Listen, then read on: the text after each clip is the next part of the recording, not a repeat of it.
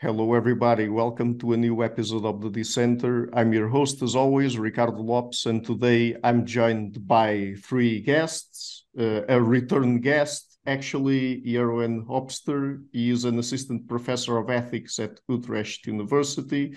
Also, Dr. Julia Hermann. She is an assistant professor of philosophy and ethics at the University of Twente. And Dr. Ibo van de Poel, a professor in ethics of technology at Delft University of Technology, and they are all editors of the book we're going to talk about today, Ethics of Socially Disruptive Technologies, an Introduction. So welcome to the show. It's a big pleasure to have you all on. Thank you. Nice to be here.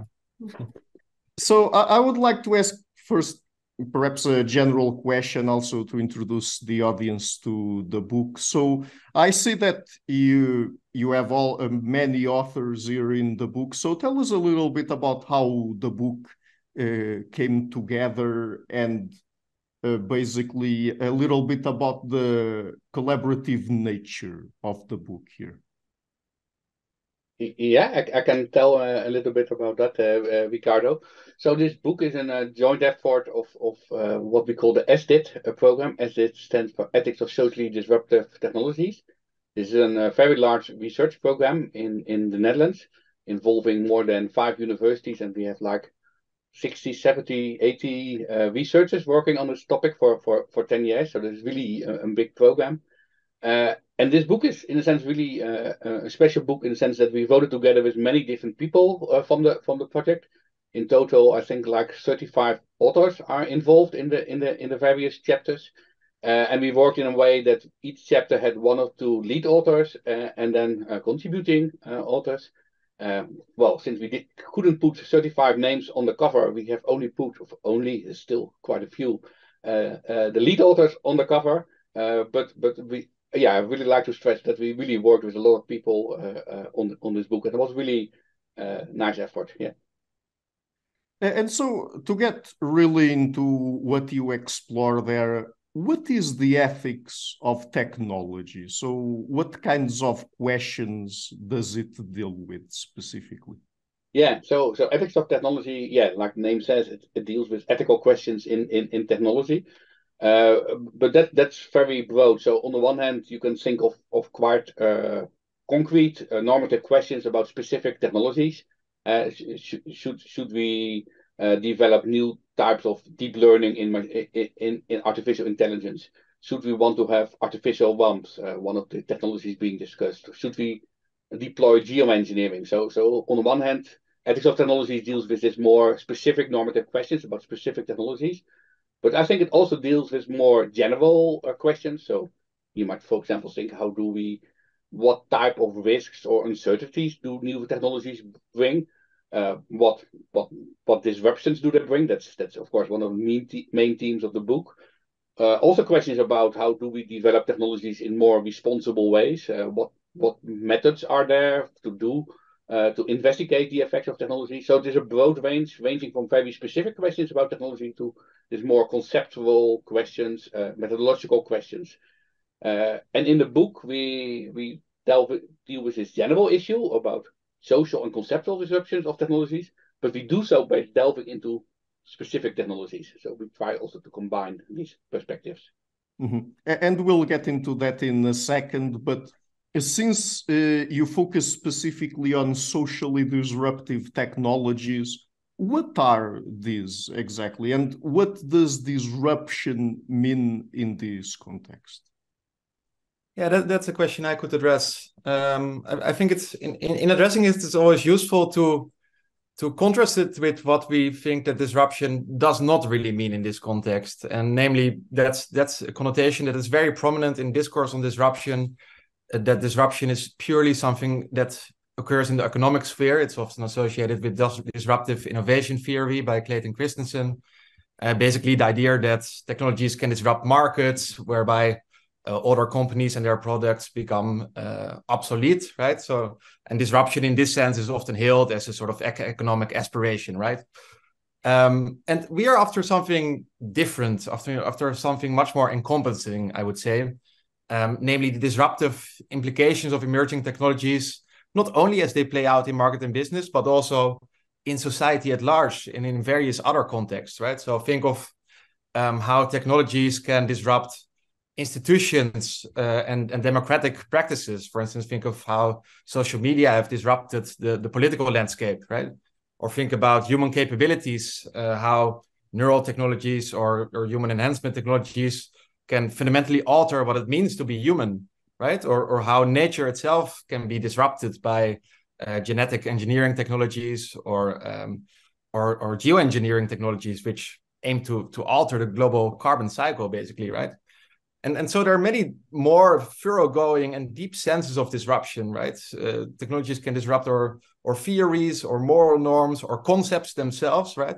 That's another core theme of the book. We will talk about that, I think, right? So that's the idea here. Like social disruption and emerging technologies, they play a big role in that.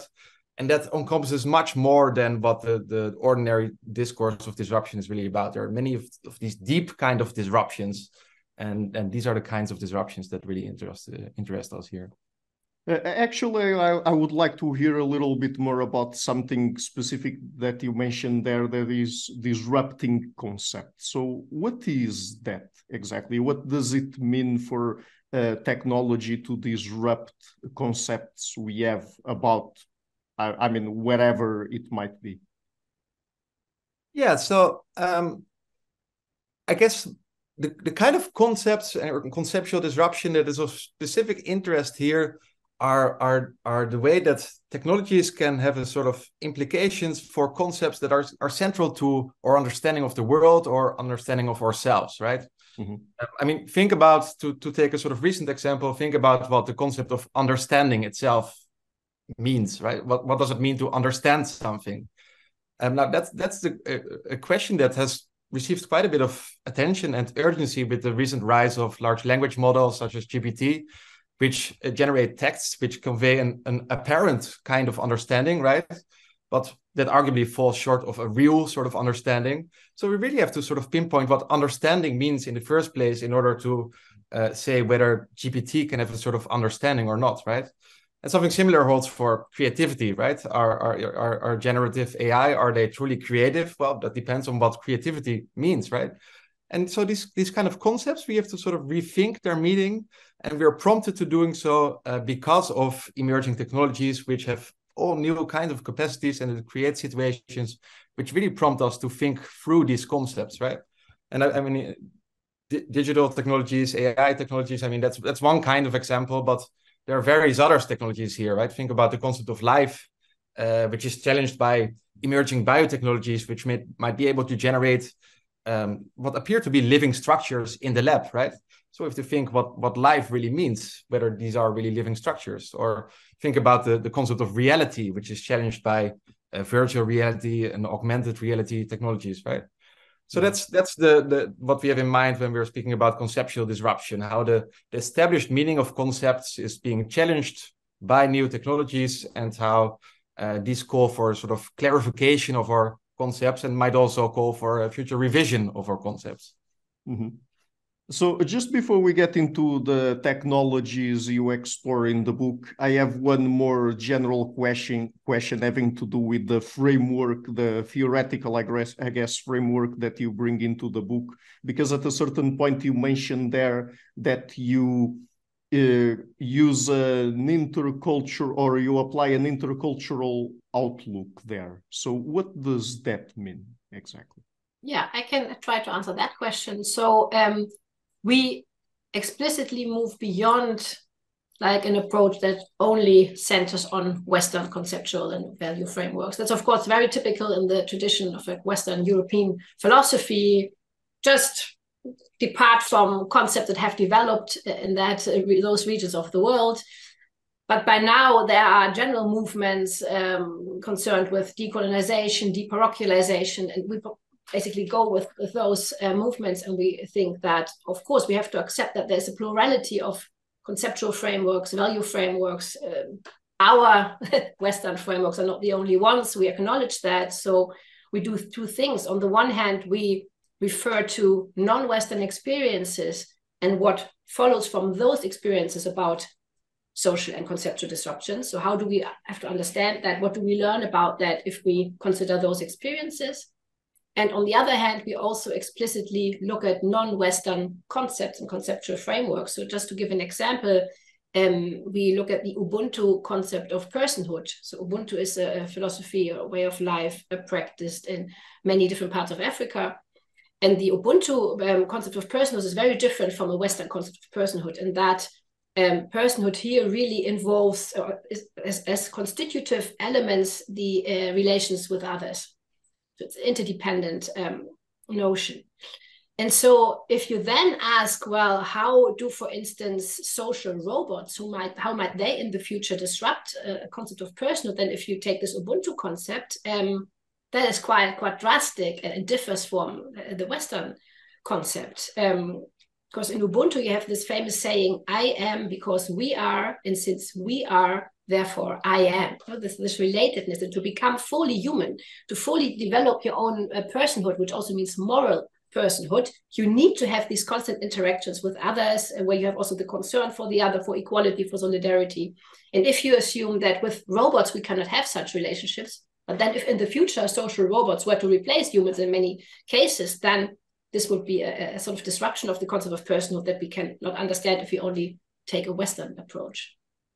Mm-hmm. But just to clarify a little bit what you said there, Dr. Hermann, I mean, is it that it is important to have this intercultural outlook, not just to understand a little bit better how these socially disruptive technologies might have their disruptive effects across different cultures and societies? Because, of course, since they have different concepts, different cultures, and so on, of course, we would expect them to have different social effects, I guess.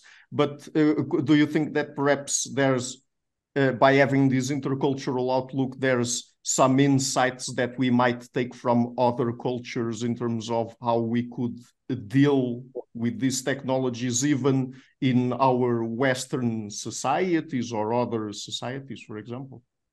No, certainly. That is also another aspect that's very important. Jeroen, do you want to add something or no? Yeah, I mean, so the sort of theoretical angle we're taking really with this focus on concepts, right? That also prompts us to think like, what are the concepts that we really need and that we might want to modify, or perhaps, right, to engineer, so to say, to conceptually engineer the kind of conceptual framework that's very useful for ethical purposes or for purposes of understanding, etc.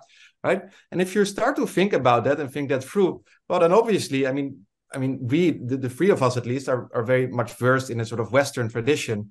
But if we were going to think about what might be better concepts, well, we need not be, stuck with that tradition only. We might want to expand our horizons. And I think there's much to be gained from seriously engaging with very different kinds of traditions, which might have developed very different kinds of concepts. And we might sort of, surprisingly get on that track by starting with this idea of conceptual disruption. Mm-hmm. What actually, of course, also helps here, that these concepts are, of course, not completely like distinct or unrelated. So you have certain developments also in the Western world, for instance, approaches like care ethics, virtue ethics. There is a lot of overlap also with Ubuntu, with Confucianism. So there is a starting point. There are some already some links, and you can take them, but then you can elaborate on that and develop fuller concepts if you take these other traditions and concepts into account. Mm-hmm. So getting into the specific technologies you explore in the book, you go through social media, social robots, climate engineering, and artificial womb. So how did you select the technologies to focus on in the book, and why these technologies specifically? Are there any particular reasons for that? Yeah, I can say something about that. So I think the several kinds of reasons why we selected these. So one important reason was that we wanted to have technologies, concepts from different conceptual domains. So in our ESIT program, we distinguish three main domains in which you might have concepts, namely concepts relating to human nature, which might be concepts like a personhood or agency or vulnerability. So that's one domain. A second domain we look at is the social domain, and that might be concepts, for example, like justice or democracy. And then the third is the natural environment, which might have concepts like natural or versus non-natural, living versus non-living. So we wanted at least to have one technology from each of these 3 domains. And other considerations were, of course, where we had expertise in the program on. I think the technologies also reflect, I think it's interesting, some technologies are already there for quite a while, like social media, and we can already see what effects they have. Others are very much more proposed, and we're still in the dark of what they exactly are going to do. If you think about artificial ones, but also to some extent geoengineering, it is not really applied yet. So I think that's also a kind of interesting variation between the different technologies that helps to see how do you deal with these disruptive questions for cases in which we do not know yet exactly what is going to happen. Mm-hmm. So in regards to social media, this is actually something that over the past 2 or 3 years I've been exploring a lot on the show, particularly related to misinformation, for example. But in this particular case, I would like to ask you specifically, how do you think social media might impact people's concept of democracy? Yeah, that's a question that I would like to answer.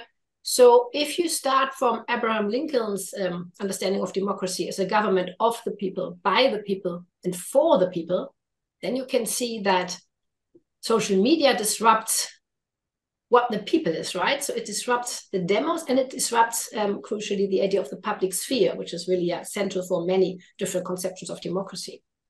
So social media is now the place where citizens and non-citizens, or people in general, have political debates, like decide what should be put on the agenda, also gain their information, and also a lot of misinformation, as you just said, form their opinions. And that means that basically the public sphere transcends national boundaries. And of course, to some extent, it has always done that, but now it is much more radical. So citizens and non-citizens, including private companies, NGOs, all participate in this online political debate that shapes like the political agenda of a democratic society. So then you can say that we also get a kind of misalignment between the public sphere and who participates in the public sphere, who uses this platform for communicative action, and the demos. Because those who are engaging into the debate and also shaping the debate are not identity with those, the people for which the politics are made, right? The government for the people. So we have a mismatch here. And another important point is that these the companies that own the social media platforms gain a lot of power. So they have a power within or over the public sphere, and that is something that is seen as very problematic from the perspective of theories of democracy. Not one actor should not have so much power about how the debate is going there. Mm-hmm.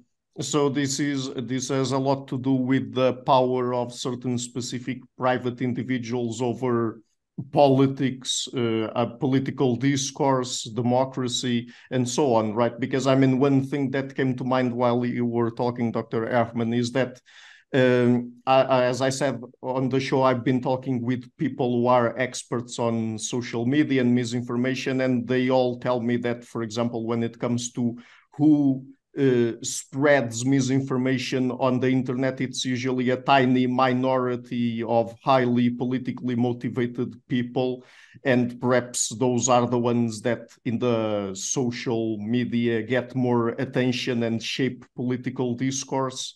And also the private companies that own social media, perhaps in terms of how they particularly regulate discourse and how much they allow for misinformation to spread, their political misinformation in this case, how much they allow for it to spread there or not. These are all things that we should worry about when it comes to, in this particular case, social disruption, right?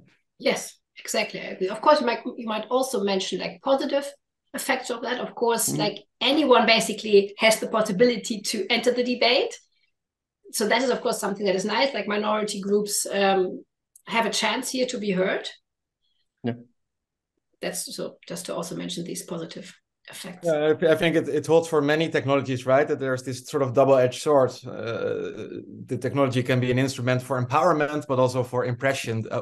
So it really depends on who gets their hands on it, right? How it gets used. So we should always sort of be mindful of both of these sides, I think.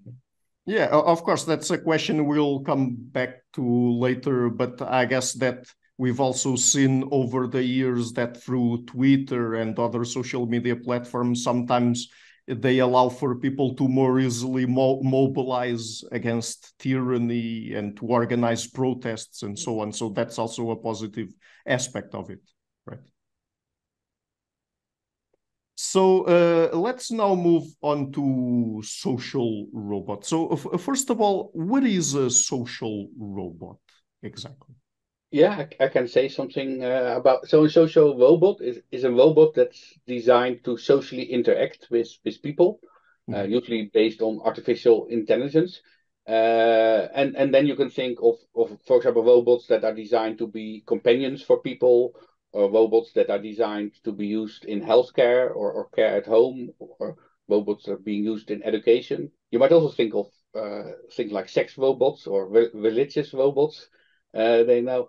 And it's also good to be aware that in this definition of social robot, it doesn't necessarily need to look like a robot, or so sometimes these social robots are designed sometimes to look like people. That's called humanoid robots. But for example, also a chatbot, in a sense, is a social robot because it's also designed to socially interact with people. And also in cases of such chatbots, people might get the impression that they're talking to another person rather than to a machine, so to say. Yeah, so social robot is this broad category, but I think what's in common is that it's all about that there's some form of seemingly social interaction with the social robot. Yeah. Yeah, I was going to comment on that because I mean, perhaps people would have this idea that for a robot to be social, it has to have some sort of physical form or appearance, yeah. But you mentioned chatbots there as well, right? Yeah, so anything that mimics a kind of social interaction. So I think there's the famous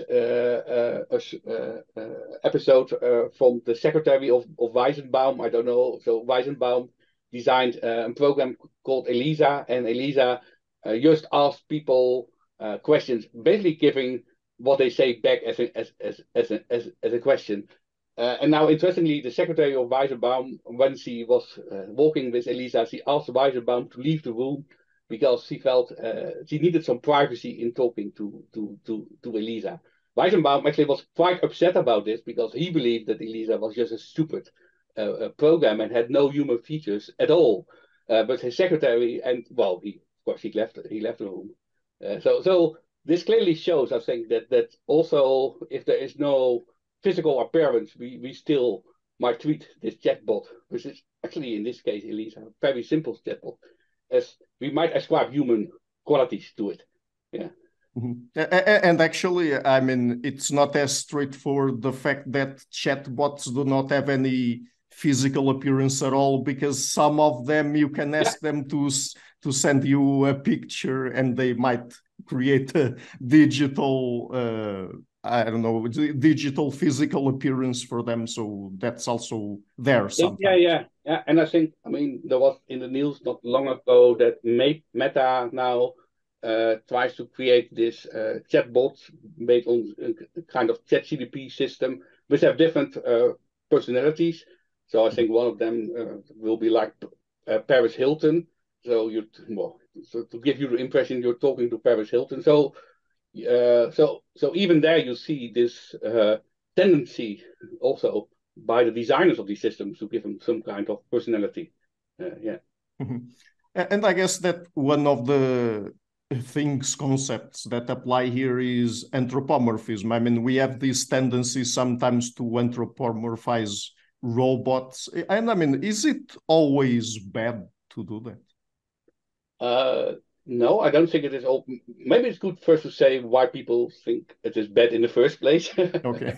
Yeah. So I think particularly some philosophers have made arguments that it is you're actually creating an illusion. So it is you're creating something that doesn't really exist, and you might say that is misleading people or even manipulating people. Now that might be bad in itself. So if an elderly person is talking to a companion, might create. So some people might think that's in itself bad to create the impression that there's a real person. But there's also other ways why it might be bad. You might trust too much in the robot. Or some people have also pointed out, if we're going to treat them as if they're persons, we also have obligations to them, and maybe then we treat we treat other people less well and the robots better. So there's also these type of concerns. So there are all kinds of concerns. Going back to your question, I don't think it is always bad. It's certainly functional, and that's of course, so it helps to create. So if you want a robot that helps in healthcare, it's really functional, can be to have a kind of relation to it. But I think it should be done with some care or not to create too much the impression, but it certainly might also have positive things or be innocent, so to say. Yeah. Mm-hmm.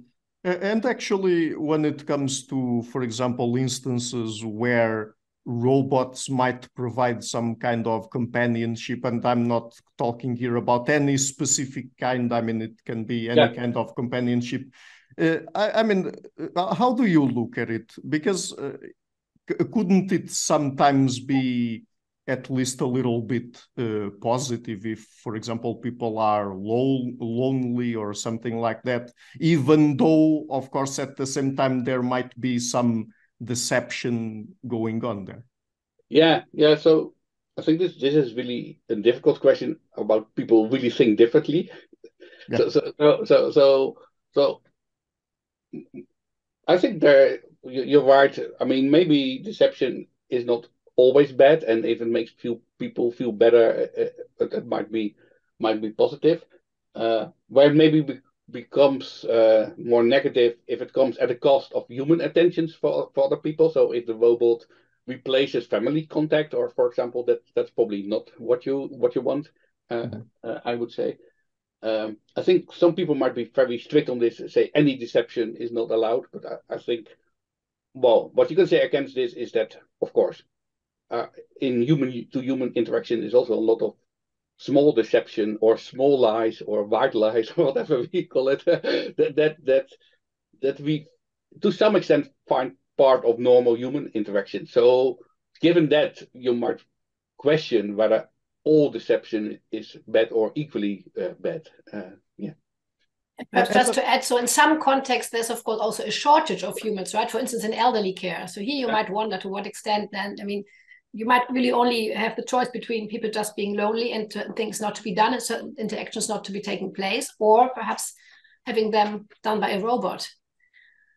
So of course you have the whole topic about this deception, but in context where there is a great shortage of humans, it's not so easy to have enough humans, human caregivers involved, then robots might be able to fulfill a role that can contribute to the well-being of elderly people. Mm-hmm. And I guess that another important thing to consider here is, what about how we treat the robots themselves? Should we treat them as moral patients or not? Yeah, well, I think to some extent we do. So, well, take just simple intuitions. If we kick a human or a robot, most people would be upset. And if we kick, say, another object, well, if we kick a football, nobody would. But maybe if we kick a car, it would feel. So, but it's interesting that these intuitions are different. So, which suggests that to some extent they might be something like moral patience, or at least objects of moral concern. I think here the conceptual engineering, interestingly, starts. Are we talking about them as patients, which seems to suggest that there's somehow a kind of persons that deserve more attention, or are we talking about as objects of more concern, but that maybe sounds too objective because they seem to be more than just an object. So here I think the conceptual engineering really becomes. So I think it is clear that we have some more obligations to them, but I think the way we conceptualize these more obligations and the language we use to describe these more obligations is really pertinent, which is in a sense what our whole book and research program is about. What are the, because if we use other terms, it has all types of implications that might go further than just the obligations to this. Yeah, for example, if we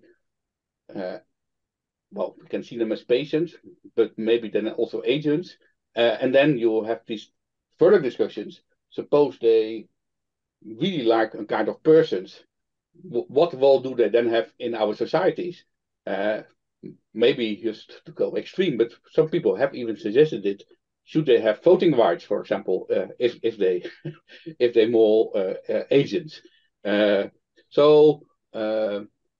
Yeah, this is going a bit beyond what you asked, but I think these words that we use, like more agents, patients, or object of more concern, they really matter a lot here.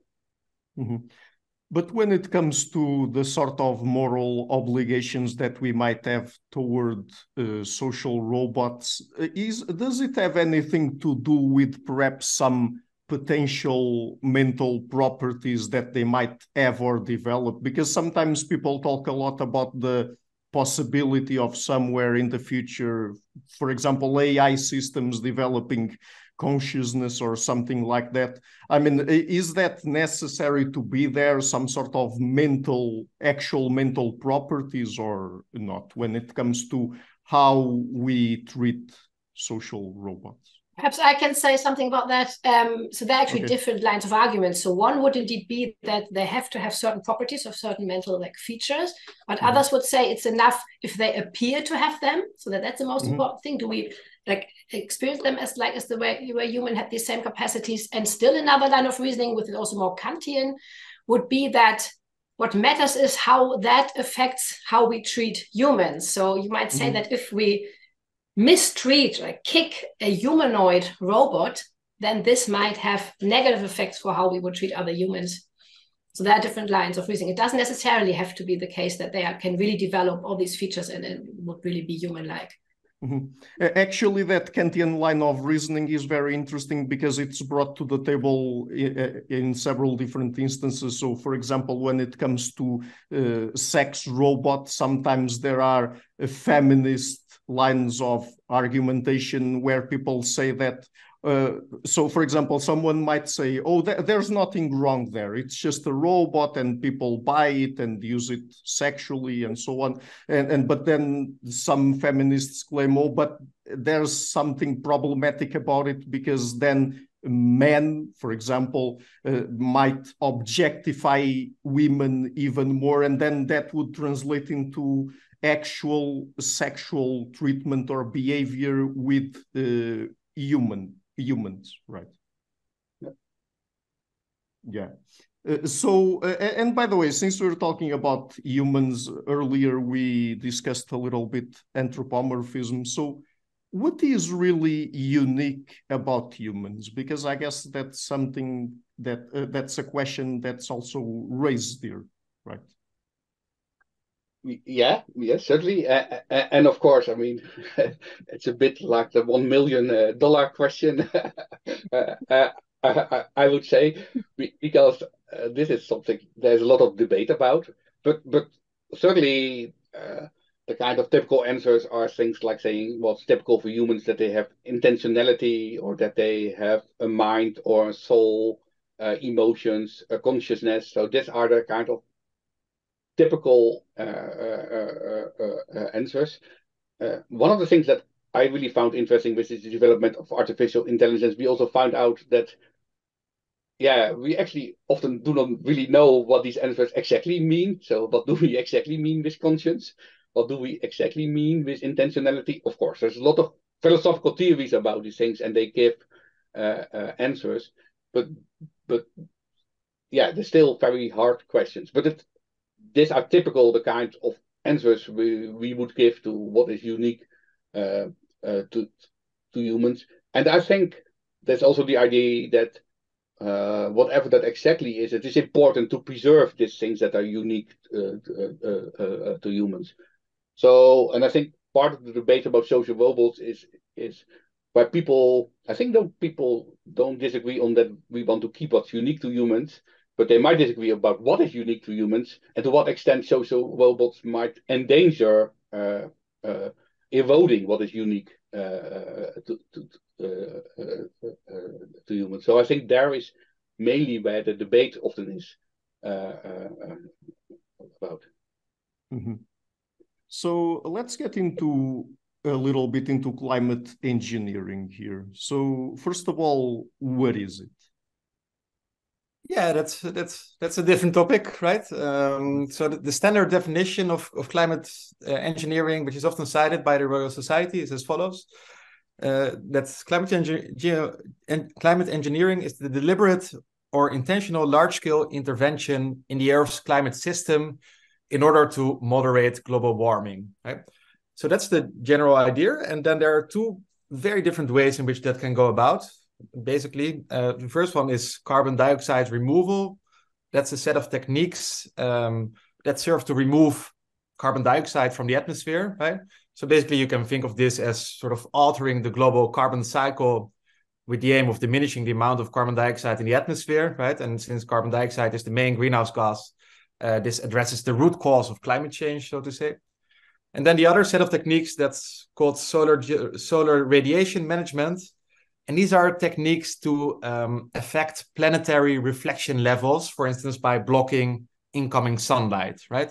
So here, the carbon cycle remains unaffected, right? But incoming sunlight, that's also one of the other main variables that regulates the climate, right? So that could also be used to address global warming, right? So I think it's important to clearly distinguish between these two sets of techniques because they're very different. They also have different sort of risk profiles or ethical profiles, right?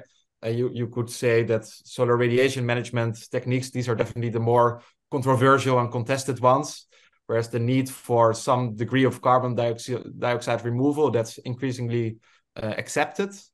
And they're also, they're sets of, they're general techniques. They encompass various technologies, right? So carbon dioxide removal, well, that might involve simply planting a forest, what's called afforestation, right? That's one sort of carbon dioxide removal technique, right?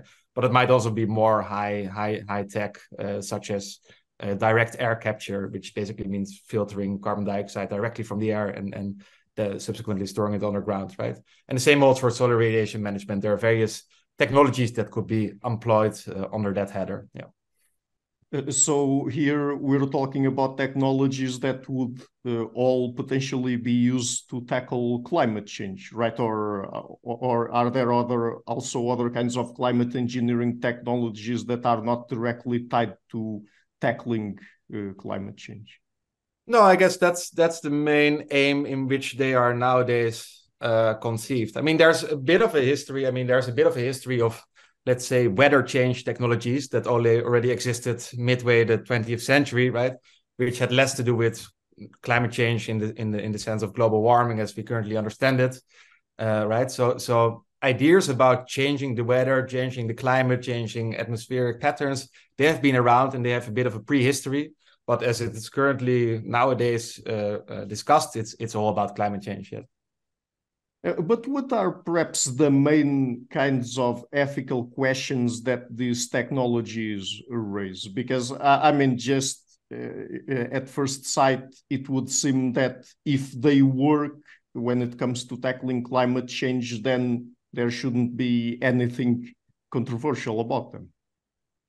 Yeah, fair enough, right? So there are various ethical concerns, right? They occur at different stages of developing and implementing the technologies, and you could give like a sort of long-winded overview of that. Mm-hmm. But I can sort of highlight what I think of are some of the key issues, right?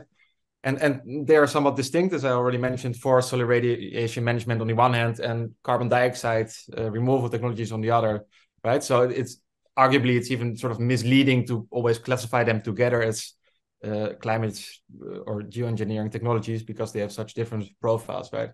But so starting with some of the main concerns, so when it comes to solar radiation management technologies, well, I guess one of the main concerns is there that it's not really, you could say it's insufficiently disruptive in the sense that it's not really providing the kind of means for sustainability transformation that seems to be needed nowadays, right? Because it's not addressing the root cause of climate change, namely greenhouse gases, right? It's only blocking sunlight. That's the most feasible way of going about it, right?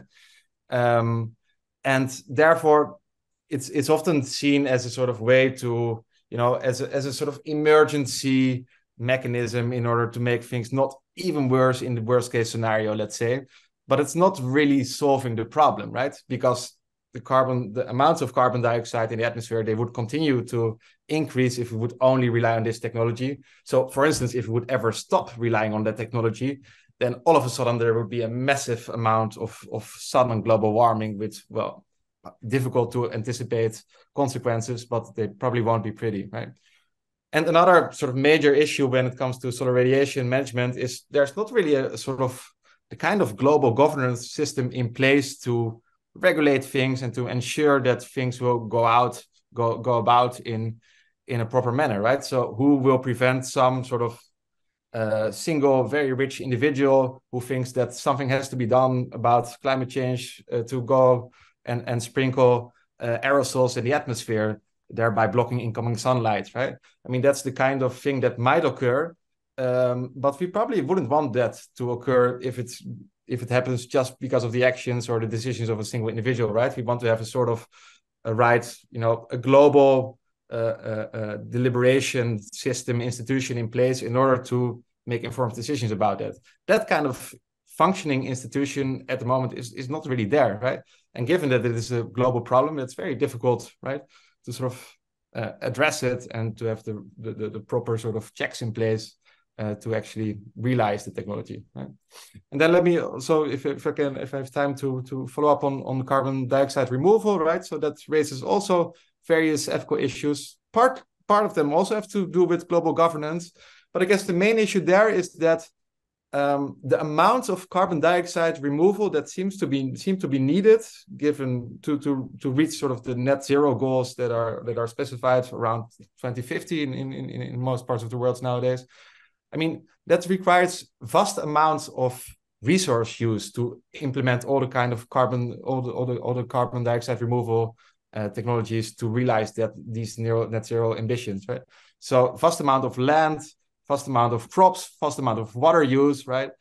And I mean, where are we going to find this land? Well, I mean, most likely it will be somewhere in the global south, let's say, in parts of the world that are already most adversely affected by global warming. So again, the decision-making of how that should go about, I mean, that's not the right kind of institutions are not really in place there. And there's this risk that those who are already most negatively affected or the most vulnerable countries will take the biggest blast here as well, right?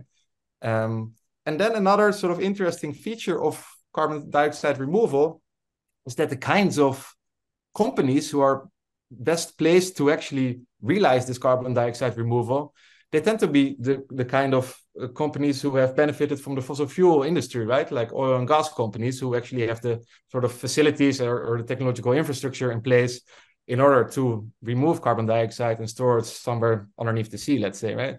And you might think that, well, that might create the kinds of incentives that we don't really want to create. So if the energy transition or the climate transition relies on fossil fuel industries as a sort of key partner to make that happen, well, they might also have an incentive to sort of keep their the fossil fuel economy going for a bit longer, etc., right? So that makes it also a very sort of tricky technology. So I guess the bottom line to take here is that carbon dioxide removal, we definitely need it, but we can't, single-handedly rely on it. We also need mitigation measures. I think that's very clear. Mm-hmm. I think you've touched on this point slightly earlier, Dr. Hopster, but just to make it clear, I guess that at least to a certain extent, the ethical considerations here would also tie with some critiques that people bring to the table when they say that what we really need is systemic change, systemic solutions, and not just these sort of techno-solutionist ways of tackling climate change. And we would need to change how our economy works, our activities, industrial activities, our energy sources, and so on, and some of our, of course, individual habits, but just trying to come up with or waiting for new technologies to develop to tackle climate change, and then leave it all as it is in terms of our economic system, and all of that is not good enough. Right? Yeah, absolutely. So there seems to be this risk of having a techno fix, right? Technology will save the day, and we can basically go on the same way with, but because of technological innovation, everything will be okay, right?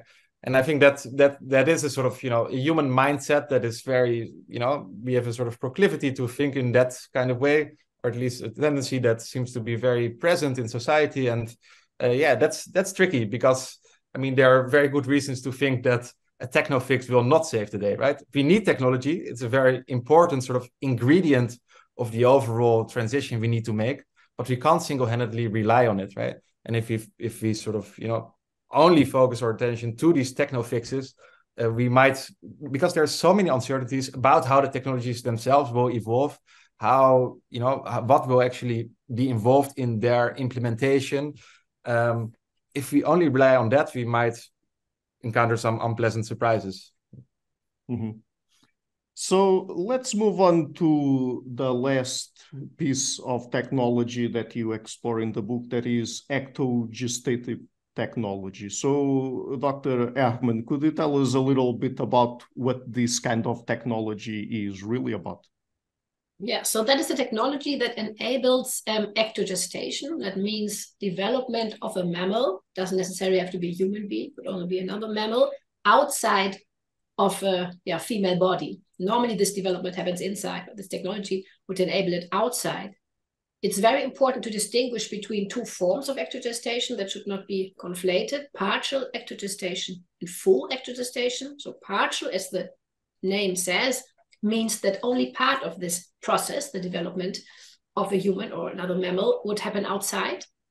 And full is really the idea, and that's much more futuristic, you might say, a scenario more of the future, that the whole process of the development, embryo and fetal development, would happen in a machine.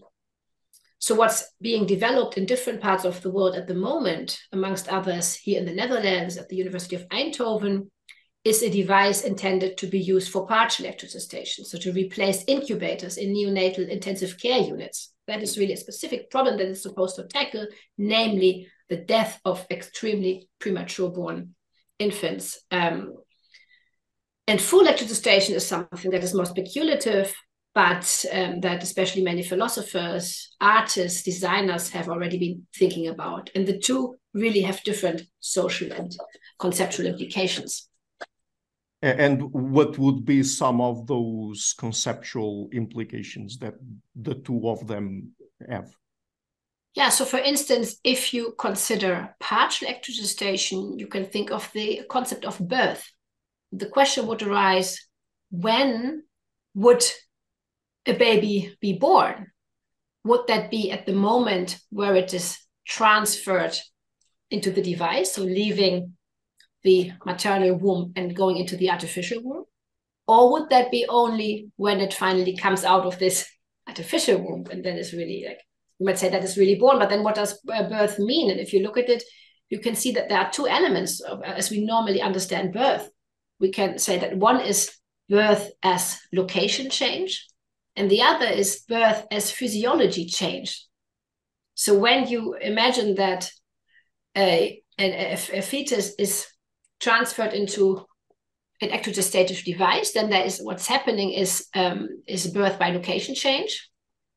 But physiology doesn't really change because, of course, the device mimics the natural environment of the maternal womb. And there are also terms used like artificial placenta, artificial amniotic fluid. So the lungs, for instance, of the fetus don't have to work. It doesn't have to breathe. Whereas if it then really comes into an incubator, for instance, or if it really then born entirely, then the lungs have to work. It has to breathe independently, and there are other physiological changes. So the concept of birth, you'd say, here is affected, is disrupted. And another concept here, interesting, is the concept of body, because you can ask the question whether this machine, this artificial womb, is really separate from the human body, or is it perhaps an extension of the body, especially if you think of a fetus that is inside like a woman's womb as being a part of her and not just something that is contained, a separate entity contained. That's a so-called parenthood model of pregnancy. And then you might wonder, what is actually then the relationship of this fetus to the machine it is in, and how does that relate to the mother's body? That is especially what questions that arise when you think of partial ectogestation, where first a fetus develops in a female body, in a female womb, and then it is transferred into a device. And do you want me to continue? Let me just ask you one question about that last bit that you mentioned about the body, because this connects to the sort of metaphysics of pregnancy, right? Exactly. When people ask if, while a particular woman is pregnant, if the fetus is part of her or not, if it's just one single entity or two different entities, and sometimes even that's brought to the table in discussions surrounding abortion and stuff like that, right? Yes. Mm-hmm. Exactly. It raises very interesting questions then if you think of ectogestation. Yeah. Mm-hmm. And what about the notion of a parent? Is it also, or might it also be disrupted here? Yeah, and here I think this becomes particularly relevant if we imagine full ectogestation, because then we actually imagine a situation where a baby doesn't have a gestational mother, in the sense, so it doesn't have to gestate within a female body. So there would still be genetic mothers, still be social mothers, but no gestational mother. And then you might finally wonder whether we need the concept of mother and also the concept of father anymore, because we can ask, what are here the crucial differences actually? So you might conclude that we should just talk about parents. Everyone is equal. So there's nothing that makes the mother specific if the fetus has not somehow been within the mother's body. Because the idea, I mean, in current parenting practices, of course, very often, at least in many societies, mothers still are seen as the primary caregivers. And if you go more into that and see also the history of that and how that is justified, then it seems that the fact that it is the mother who carries the baby for 9 months, that this really plays a very important role. And it seems also many think that once a baby is born, it's the mother who can calm it down best because it knows the mother's heartbeat, etc., etc. But if you then imagine this ectogestation, then you could think about a scenario where it's possible for both fathers and mothers, or parents more generally, to somehow connect to the device so that the fetus in the device can sort of feel or hear the heartbeat, its voice. You can imagine that it would all become much more equal, less distinctions. And then what is the difference? Why should we talk of mothers? Why should we talk about fathers? Why not just talk about parents? So this might also tie to a certain extent to gender roles. Right. Exactly. Yeah. This might, in a very positive future scenario where we also definitely have to abstract from all the negative implications that this technology might have, you might see, there would be more equal roles and more equal division of care tasks, and the whole the concept of gender also might really be disrupted. Mm-hmm. Yeah, I was also, it just came to my mind, I don't know if this exactly would apply here or not, but since we now know from anthropology that we are mostly, particularly still in traditional societies, cooperative breeders, that is, it's not just the mother or even the mother and the father raising the child, but it's basically many other people related to them in some way. I mean, I was imagining if in this case it could completely disrupt the notion of parent, and I mean, we would perhaps get into a cultural context where who your parents are doesn't even matter much. It's just if you're properly raised by someone, I guess. Yeah, I mean, in this respect, you can also think of the notion of multi-parenting, that some people are advocating, although in the face of overpopulation, so that groups of people, that could be friends, that could be neighbors, would raise children together. That, of course, raises ethical issues like, then would anyone feel responsible, like sufficiently responsible, if this is divided among so many people? But we already have it in many like more communal societies, and indeed like a whole village basically seems to raise a child, and there's much less of an emphasis on a single person like the mother or the mother and the father. And I think it's interesting that, because it's sort of easy to conceive of this as a sort of emancipatory technology, right? That gender roles don't matter anymore. But for instance, one of the implications might also be a full exogenesis, that as a woman, you are no longer physically in control over what happens to your baby. That might really be detached, right? So for instance, there might be an institution saying, well, you're not allowed to have an abortion, right? And as a woman, basically, you can't do anything about it because you're not physically in touch with the actual baby in your body, right? So there might be these sort of lesser foreseen kind of implications that this technology might also have. So that's one of the reasons why it's really important to think this through in all the possible kinds of implications before we actually embark on this track. Yeah, definitely. So let's get into some more general questions here. So if some of these technologies really socially disrupt human societies, who should be held responsible if that social disruption is negative in some way? I mean, should it be the companies that develop them, the engineers who create them, the users, the governments? Who exactly? Yeah, let me try to say something on that. Okay. I think what a difficult question. So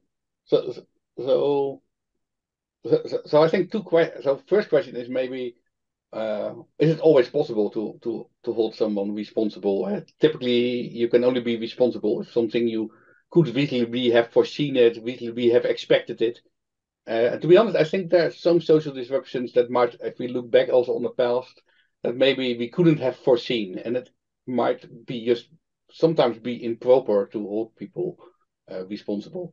But having said that, of course, there are instances in which things have been foreseen, and like we just discussed with the artificial one, we also have a kind of ethical obligation to try to foresee things and to act on what we can foresee. And then it might also be proper to hold people responsible for the bad consequences. And I think it depends a bit on the type of bad consequences, whether this is most probably, it could be the engineers involved, but I think often it will be more proper to hold the companies developing these technologies responsible, because the engineers do not decide on their own. It doesn't mean that they don't have a responsibility, but they're certainly not the only ones responsible. Governments are also responsible. So I think it is really a kind of different actors that should be held responsible. And I think it is also, and it comes maybe also from our previous discussion, it's not about holding responsible when something goes wrong. I think it is also what some people call forward-looking responsibility. Namely, if we develop these technologies, we should try to think beforehand about what they might do, not pretending that we can know everything, but that we can do better than just developing them and then see what happens, so to say.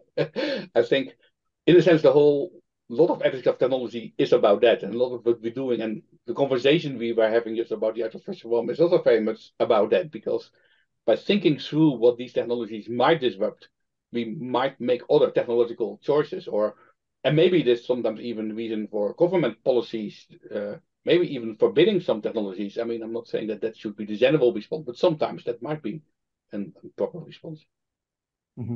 And actually, something that you mentioned there, I think, is very interesting, because we have to, when it comes to holding people responsible or responsibility in general, we have to keep in mind that perhaps there are many things that will be a consequence of adopting certain types of technology that we can't really foresee, right? I mean, for example, we talked about social media here, and I wouldn't say we should hold the people who developed the internet initially for any of the problems we're going through right now through social media, right? No, I completely, and this is why I think often more, say, the forward-looking, or also, I mean, once we find out these consequences, we have new responsibilities. I think that's also important if you take the social media case.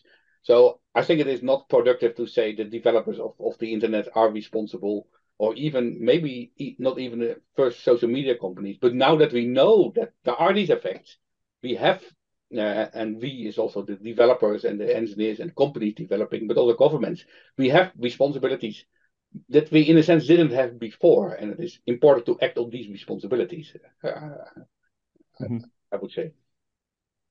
And so another kind of question that I had here is, when it comes to technology and how people use it and the sort of consequences that it might have for society or individuals, I mean, there are two different kinds of ways, I think, or two main ways that people look at it. There are people that argue for technology being mostly neutral, and it's the way that humans use it that might be, in certain cases, problematic. But then on the other hand, there are people that say that no, at least sometimes it's the technology itself that's problematic. So what do you make of those kinds of arguments and both of those positions? Well, we I think believe that value neutrality of technology is a myth. I mean, that you can give so many examples that show that is just not true, but that technology is always value laden to some extent. Technologies, the way they are designed, so here that design phase also becomes very important. It invites certain users and inhibits others, like certain behaviors.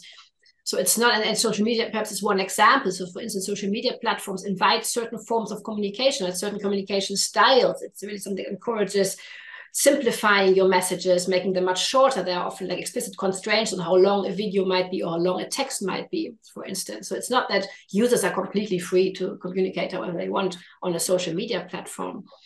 Also, I can give you other examples of how technologies and also very simple artifacts embody values. So take a simple speed bump. You could say that embodies the value of safety, right? A speed bump makes the car slow down. And that is not value neutral, right? Or if you think of ultrasound technology, so ultrasound technology doesn't provide like a neutral window to the womb. So now you can basically see what's in the womb, but it actually helps to constitute the fetus in the womb, both as a person and as a patient, and then it creates new obligations, and it creates a complete new relationship between becoming parents and that baby. And so value-sensitive design approaches depart from this insight that technology is never completely neutral, it's always value-laden, and therefore we should try to influence like what values it sort of enhances and what values it might hinder, and really incorporate certain values in the design from the beginning. And this relates to this aspect what Ibo mentioned of forward-looking responsibility. Because we know that it can have certain effects and that how it is designed is so important, we should try to anticipate that. How will it mediate human perception and action? What disruptive effects might it have? And then already from the beginning, as far as possible, shape it. Mm-hmm. And so one last question, and I guess that as we went through the technologies you explore in the book, we've already made this point several times over, but just to re-emphasize or stress it again, is all social disruption necessarily bad? I mean, and I'm asking you that because, of course, I guess it's safe to say that most of the time when people use the term disruption, it has a negative connotation to it, right? No, that's definitely true, but we certainly believe that it can also be good. And I think we already mentioned some examples earlier, for instance, regarding social media, that it can also be an instrument of empowerment, that more voices are being heard, and there can many other examples. So in general, you can say, if certain old, deeply entrenched structures are being disrupted, which we think are actually unfair and serve to just maintain, for instance, certain unjust practices, then a disruption is positive because it opens room for change, for positive change. So you might think in this way about the whole discussion of parenting practices and gender roles. You might say here we have certain structures like deeply entrenched, and it's very hard to break them up and have change here. And whenever disruption enables us to do things differently, to see new possibilities, to think differently, then disruption can be conducive to positive change. Mm-hmm. But yeah, go ahead. Sorry. I mean, I fully agree with Julia here, but there might also be some, there might be some sort of specificities about disruption that might be relevant from an ethical point of view. So, for instance, to be in a state of social disruption such that we don't really know how we should conceptualize a certain value or some key concept, right? That in itself might be somewhat problematic, right? So there might often be the kinds of constellations where we think that social disruption is something to be overcome, right? So ultimately might be a force for the good or a force for the worse, right? And thereby we really have to think, what are the kind of unjust structures that we need to overcome? Or for instance, concepts that have been very much entrenched in our conceptual system, but that are actually not very sort of helpful or emancipatory or whatever kind of value you want to achieve, right? But then there's also the being in the state of social disruption, which raises its own sort of set of issues. And I think these are often, they might be somewhat biased towards the negative, right? Because this being in a state of uncertainty, that can be problematic. Not necessarily, but it can be. Mm-hmm. So is there anything else you would like to add as a final message, perhaps some points that you'd like people to take home when it comes to this book, or should we end on that note? Maybe just on the discussion about, so I think there might be instances in which social disruption or disruption is even needed. So I think the particular example many people would think of is climate change. Without some form of social disruption, we're probably not going to address the climate problem. And I agree with Jeroen that there's something maybe inherently problematic about being uncertain, but it is also, I think it is also, and I'm saying this more as a philosopher, I like the state of being uncertain because it makes you ask questions that maybe otherwise doesn't get asked. So for me, there's also something positive about being uncertain or being uncertain about concepts, because it forces you to take the things that are often taken for granted to see they maybe not so obvious as they might seem. This is typically, I think, the attitude of a philosopher. Okay, great. So the book is again Ethics of Socially Disruptive Technologies, an introduction. I'm leaving a link to it in the description of the interview. And by the way, let's start with Dr. Hopster. Perhaps where can people find you on the internet? I have my own website, jeroenhopster.com. I also have a university webpage, and I think that links to a project that I'm currently working on. So yeah, just Google Jeroen Hopster and it should be easy. And Dr. Hermann, what about you? Yeah, if you go to the website of the University of Twente, then you find my profile page. And Dr. van de Poel? Yeah, basically the same. You can go to the university. I guess I have not a very common name, Ibo, so if you Google Ibo van der Poel, you probably find relevant information. Okay, great. So I'm adding those links to the description as well. And thank you all so much again for taking the time to come on the show. It's been a real pleasure to talk to you. Thank you, Ricardo. Thank you. Thanks. Yeah. Thanks a lot. Hi guys, thank you for watching this interview until the end. If you liked it, please share it, leave a like and hit the subscription button. This show is brought to you by Enlights, learning and development done differently. Check their website at enlights.com, and also please consider supporting the show on Patreon or PayPal. I would also like to give a huge thank you to my main patrons and PayPal supporters: Per Larsen, Jerry Mullerens, Frederick Sunda, Bernardo Seixas, Olaf, Alex, Adam Kessel, Matthew Whittingboard, Arno Wolf, Tim Hollis, Eric Alenia, John Connors, Philip Forrest Connolly, Dan Demetri, Robert Windiger, Rui Inácio, Zup, Marco Neves, Colin Holbrook, Phil Kavanagh, Mikkel Stormir, Samuel André, Francis Ford, Tiago Nunes, Fergal Cossen, Hal Herzog, Nuno Machado, Jonathan Labyrinth, João Linhares, Stantantia, Samuel Correia, Eric Hines, Mark Smith, João Eira, Tom Hummel, Sardas France, David Sloan Wilson, Yacila Dez Araújo, Romain Roach, Diego Londonho Correia, Yannick Punter, Dana Rusmani, Charlotte Bliss, Nicole Barbaro, Adam Hunt, Pavlo Stasevski, Nelek Bach, Guy Madison, Gary G. Alman, Sam Afzal, Adrian Yeager, Paul Tolentino, João Barbosa, Julian Price, Edward Hall, Edin Bronner, Douglas Fry, Franca Bortolotti, Gabriel Ponce Cortez, Ursula Litsky, Scott, Zachary Fish, Tim Duffy, Sonny Smith, John Wiseman, Daniel Friedman, William Buckner, Paul George Arnaud,